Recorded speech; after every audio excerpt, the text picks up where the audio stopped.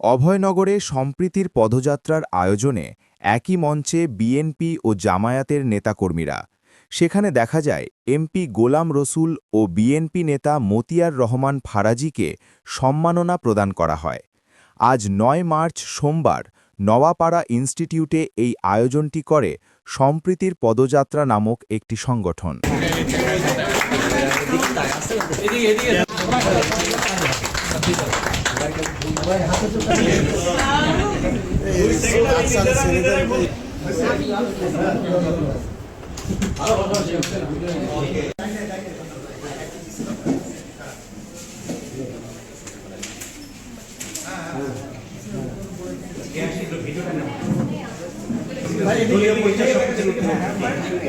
একসাথে বসবাস করবো এবং ঐক্যবদ্ধ আমরা।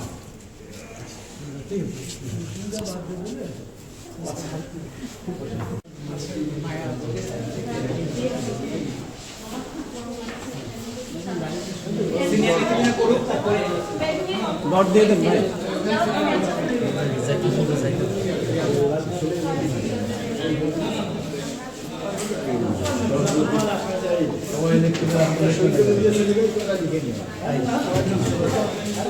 সই মনে থাকবে না তো পরে, সই তো মনে থাকবে না।